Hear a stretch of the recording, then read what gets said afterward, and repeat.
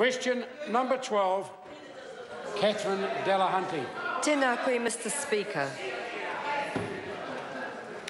Tēnā koe, Mr Speaker. He mihi nui ki te whare.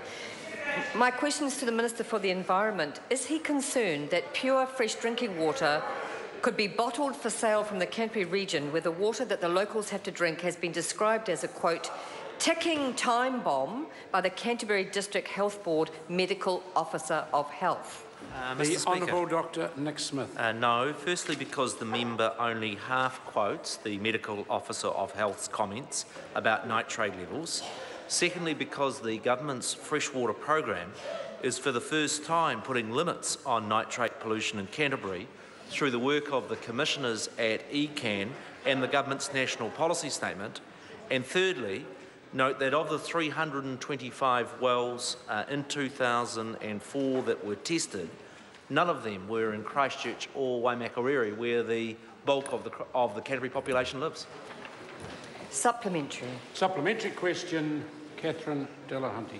Does it make any sense to use water from the over-allocated and polluted Hakateri River to refill the aquifer because we're selling off the aquifer's clean water? Mr Speaker. The Honourable Dr Nick Smith. Mr Speaker, I would note that actually Canterbury, by international standards, has incredibly clean water. There are areas where there are nitrate issues and they are being addressed by the challenging work of the commissioners. In respect of the bottled water that's being exported, much of that is from deep wells that have incredibly pure water testing results. Yeah, that's my question.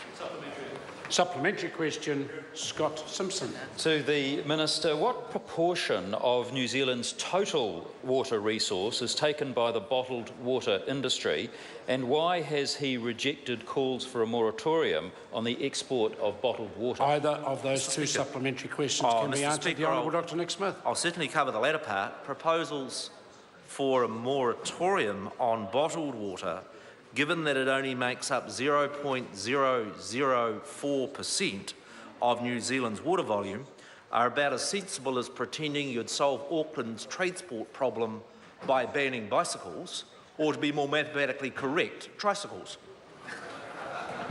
Supplementary. Supplementary question, Catherine Delahunty. If there is so much water available in New Zealand, why have Ashburton locals been advised by the same council who's selling the consent to bottle 40 billion litres of water to practice water conservation throughout the year? The Honourable Dr Nick Smith. Mr Speaker, because there's a fundamental point that the member seems to miss, and that is there is a big difference between the 500 trillion litres of water that New Zealand has each year in natural water bodies as compared with the limits that individual councils have on their water infrastructure, and that's a big difference. Perhaps if the member supported more water infrastructure, then we would have more water available for irrigation and for town water supplies. A brilliant idea. Supplementary.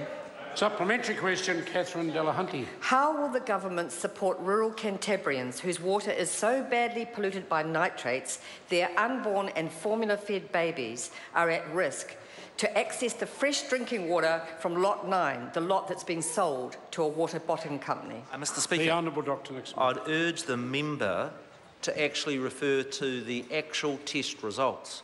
There are 325 wells that are tested for nitrates. Of those, there are 8% that have concerning levels, and those are actually in areas where there's very small population. So 95% plus people of Canterbury have levels of water quality that are by international standards excellent. The second thing I'd ask the member to do is to support the government's work around national policy statement and the work of commissioners that are actually finally getting on and doing something about the water quality issues in Canterbury. Sad, sad, sad.